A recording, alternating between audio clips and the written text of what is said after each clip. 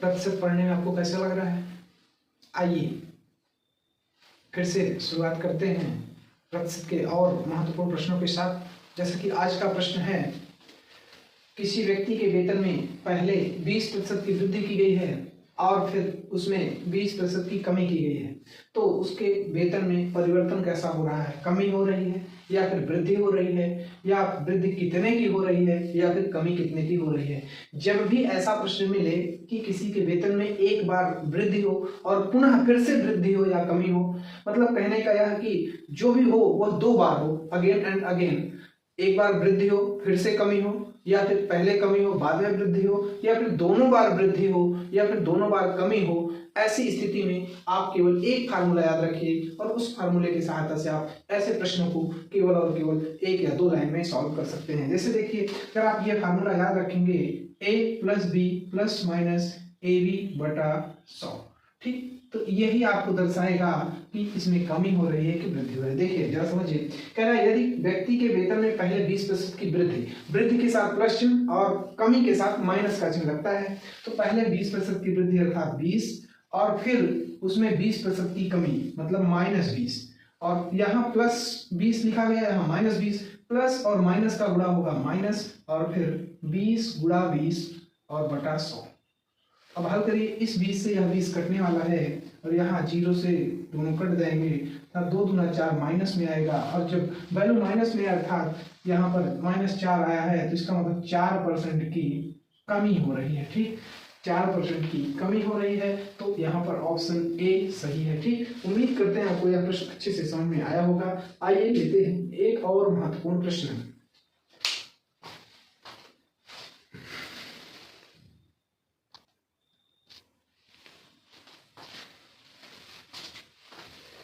देखिए प्यारे बच्चों, यह प्रश्न पिछले प्रश्न की एकदम हूबहू पुनरावृत्ति है, बस अंकों का परिवर्तन है। इसमें कह रहा है किसी संख्या में पहले 20% की वृद्धि की गई और फिर 10% की कमी की गई, तो शुद्ध प्रतिशत वृद्धि या कमी ज्ञात कीजिए। तो आपको मैंने बताया कि अगर वृद्धि हो तो वह अंक प्लस के साथ लिया जाएगा, और अगर कमी हो तो वही अंक जो है वो माइनस के साथ अर्थात ऋणात्मक लिया जाएगा। यहाँ क्या कह रहा है, पहले 20% की वृद्धि हो रही है तो +20 लिखिए, और फिर 10% की कमी हो रही है तो -10 लिखिए। अब प्लस और माइनस का गुणा होता है माइनस, और फिर 20 और गुणा 10, यही दोनों अंकों का आपस में गुणा और बटा 100। देखिए 2 0 से ये 2 0 आपस में कटने वाले हैं। 20 में से देखो, अब ये 20 प्लस के साथ में है और यहाँ पर ये 2 और ये 10 जो है वो माइनस के साथ में है, तो 10 और 2 12 हो जाएगा। अब 20 में से 12 घटाओगे तो 8 हो जाएगा, अर्थात 8 प्लस में आ रहा है, इसका मतलब 8% क्या हो रहा है, वृद्धि हो रही है। ऑप्शन सी सही होगा, ठीक। उम्मीद करते हैं यह भी प्रश्न आपको अच्छे से समझ में आया होगा। आइए लेते हैं और एक महत्वपूर्ण प्रश्न।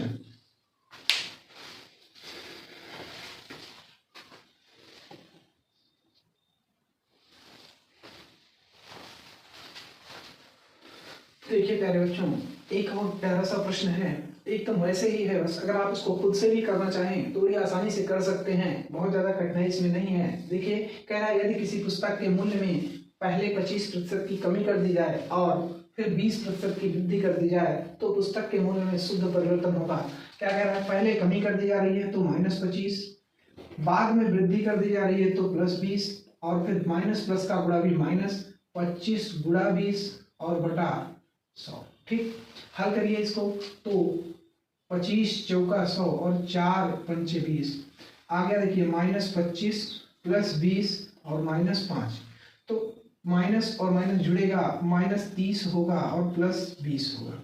20 में से 30 घटाओगे तो -10% आएगा, अर्थात 10% की कमी हो रही है। माइनस में अगर आंसर आता है तो 10% की कमी हो रही है, कमी कहा जाता है, और अगर प्लस में आंसर आता है तो वहां पर वृद्धि कही जाती है। तो यहाँ -10% आया अर्थात कमी होगी, तो 10% की कमी अर्थात ऑप्शन ए सही है, ठीक। आइए लेते हैं और एक प्यारा सा प्रश्न।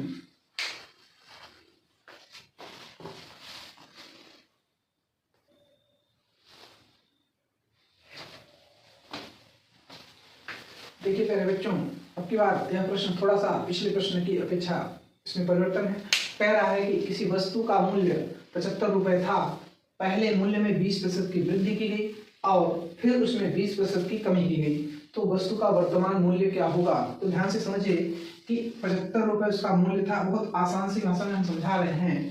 75 रुपये उसका मूल्य था और फिर 20% की वृद्धि की गई उसमें। तो अगर हम 20% की वृद्धि करेंगे अर्थात 120/100 करेंगे और गुणा, अब की बार फिर कह रहा है कि फिर उसमें 20% की कमी कर देंगे अर्थात 80/100 हो जाएगा। ठीक, अब इसी को सॉल्व कर देना है बस। तो देखिए 25 तिया 75 और 25 चौका 100 और 4 20 में 80 और 20 पंचे 100 और 5 से काटेंगे तो 5 दूना 10, 5 चौके 20 और फिर 24 तिया 72 अर्थात उस वस्तु का जो वर्तमान मूल्य है वह 72 रुपये आएगा। ठीक, उस वस्तु का वर्तमान मूल्य क्या आएगा, 72 रुपये आएगा। ठीक, यहाँ ऑप्शन ए सही है। एक बार फिर से समझ लीजिए मैंने कैसे लिखा कि जो मूल्य दिया गया था उसको लिखिए, आप गुणा का चिन्ह लगाइए।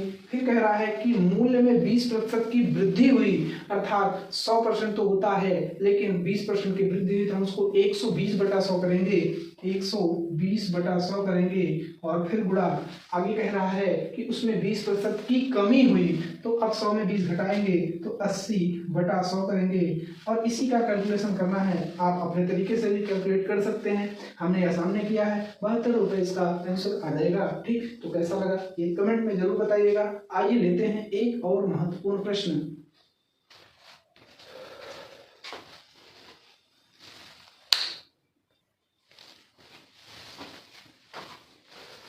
देखिए बहुत ही अच्छा सा प्रश्न है। कह रहा है कि कपड़े का मूल्य 25% कम कर देने पर, कपड़े का मूल्य 25% कम कर देने पर उसकी बिक्री की मात्रा में 20% की वृद्धि हो रही है। यहाँ पर क्या हो रहा है, उसका मूल्य जो है वो 25% कम किया जा रहा है और ऐसा करने से उसकी बिक्री में 20% की वृद्धि हो जा रही है।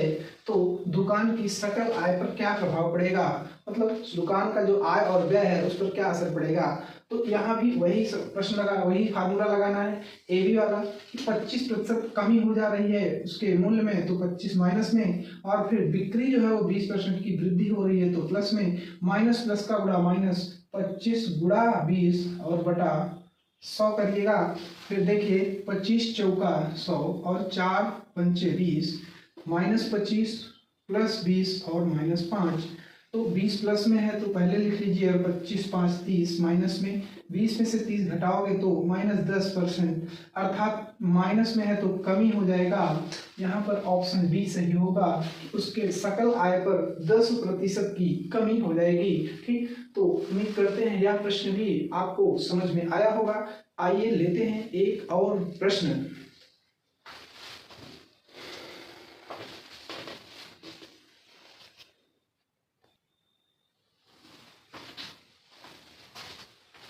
देखिए प्यारे बच्चों, यह भी बहुत अच्छा प्रश्न है और ये यूपी पुलिस की परीक्षा में या फिर एसएससी जेडी में आया हुआ प्रश्न है। ऐसा प्रश्न आता है, बार बार आता है और बहुत ही अच्छा सा प्रश्न है। देखिए हम इसको कैसे सॉल्व कर सकते हैं कि ए का वेतन 10% बढ़ाया गया और फिर 10% घटाया गया तो वेतन में क्या परिवर्तन हुआ। बहुत सारे बच्चे क्या करके आते हैं कि कहेंगे 10% बढ़ाया गया और फिर 10% घटाया गया तो इसका उत्तर 0% हो जाएगा, लेकिन नहीं, ऐसा नहीं होता है, अर्थात ये तो हो ही नहीं सकता, किसी भी कीमत पर नहीं होगा। आइए देखते हैं इसको कैसे सॉल्व करते हैं। फार्मूला वही ए बी वाला लगाना है। क्या करना है, वेतन में 10% की वृद्धि हुई तो प्लस के साथ 10 और फिर वेतन में 10% की कमी हुई तो माइनस के साथ 10 और फिर प्लस और माइनस का गुणा माइनस और फिर 10 गुणा 10 और बटा में 100 कर देंगे तो 2 जीरो से ये 2 जीरो कट जाएगा और फिर इसको हल करिए, इस 10 से यह 10 भी कट जाएगा अर्थात -1% लिखा जाएगा। अब यह माइनस के साथ आ रहा है इसलिए 1% की क्या होगी, कमी होगी। ठीक, 1% की क्या होगी, कमी होगी। यहाँ पर ऑप्शन बी सही होगा। ठीक, तो यह कैसा लगा जरूर कमेंट बताइएगा। ठीक, आइए लेते हैं एक और प्यारा सा प्रश्न।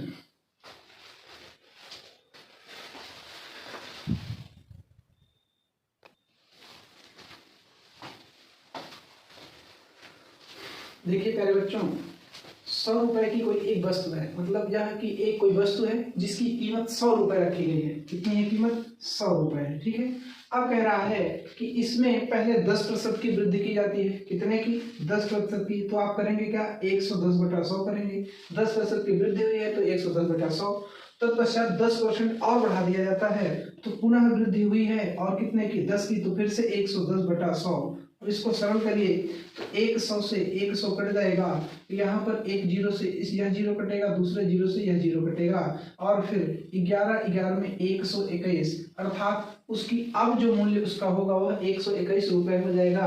यहाँ पर ऑप्शन डी सही है। ठीक, तो उम्मीद करते हैं कि यह भी प्रश्न अच्छे से आपको समझ में आया होगा। देखिए, प्रश्न चाहे जितना बड़ा हो, चाहे जैसा टेक्निकल हो, लेकिन हम आपको एकदम इसको क्रमबद्ध तरीके से, बहुत ही शार्ट ट्रिकी तरीके से आपको पढ़ा रहे हैं, आपको बता रहे हैं, समझाने की कोशिश है।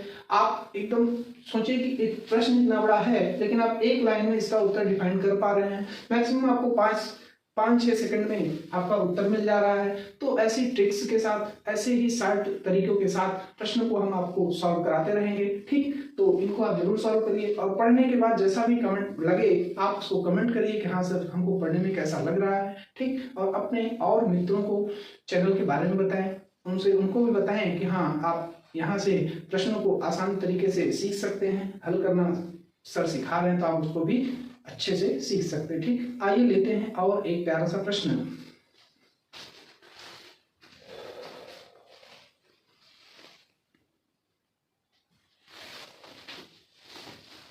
देखिए प्यारे बच्चों, जो अभी आपने प्रश्न हल किया उसमें आपका आंसर 121 आया, तो यहाँ पर ये टोटल हुआ है ना, लेकिन प्रश्न में यह पूछा है कि कुल कितने रुपए की वृद्धि हुई। तो वृद्धि अगर निकालना है तो वृद्धि इक्वल टू 121 माइनस 100, अर्थात 21 रुपए की वृद्धि हुई है। तो 21 रुपए की वृद्धि में यहाँ पर ऑप्शन जो 21 वाला है आप उसको टिक कर लीजिए, 121 वाला नहीं होगा, 21 रुपए वाला जो है ऑप्शन वो सही होगा। ठीक, इसको जरूर नोट कर लीजिएगा। लेते हैं अगला प्रश्न।